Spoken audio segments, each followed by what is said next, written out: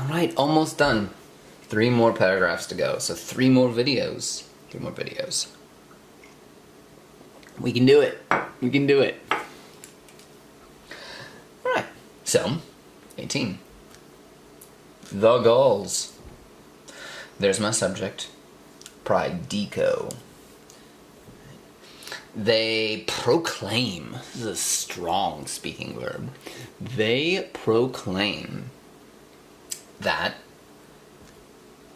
they, all of them, that they were born, were issued forth from Father Hades. Father Hades. My goodness. They sacrifice human beings, they burn people alive all the time. Oof. They kill all those animals, right? Fire worship, like, ugh. And then the deity that starts them all off, right, is the god of the dead. Oof. It feels pretty bleak. And they say that this has been handed down, guess what? My ablative agent. Of course, by the Druids. Because of this reason, on account of this reason, right, the spaces, the moments, the spaces of all time finish not by the number of days, but by the number of nights. Birthdays and the beginnings of months and of years they observe in such a way that... I knew sick here was in such a way because I knew ut was there and a subjunctive. I just glanced. That's how I knew. In such a way that day follows night. In the remaining institutions of life, watch out, that's a big prepositional phrase. In the remaining, oh my gosh, that's just an adjective. Typically, you're going to have at least a noun as an object of a prepositional phrase. Boom. And so you have that limiting genitive right there. Limiting genitive right there. In the remaining institutions of life, they differ from the remaining, from nearly, we might say, all the remaining people in this way. Namely that. Quad here, this one, namely that. Tricky, I know. Ugh. Namely that, oh my gosh, I forgot, here is, there's no verb there, what am I gonna do? There's no verb there, what am I... Nisi? There's that's some sort of condition with an ut, and there's a posant in there, and so where do I have to go? Oh my gosh, right here, yes.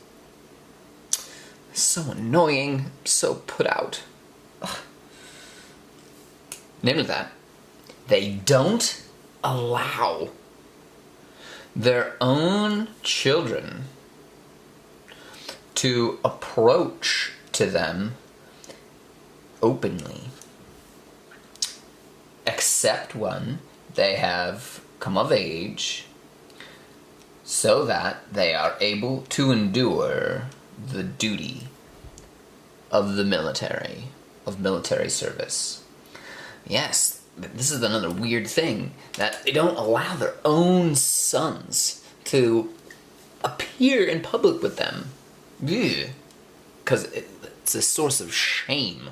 Shame, which of course a Roman, upper class Roman, would just be, what? Because they're bringing their legitimate male children from the age of 6 down to the Senate House so they can observe their patrimony.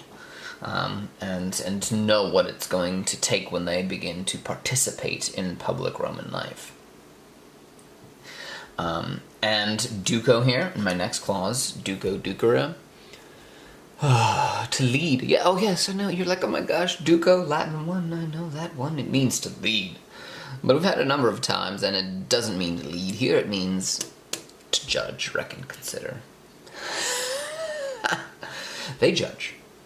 They judge that the son, here's my accusative subject, that the son in a youthful age, now we do get the word puerile here.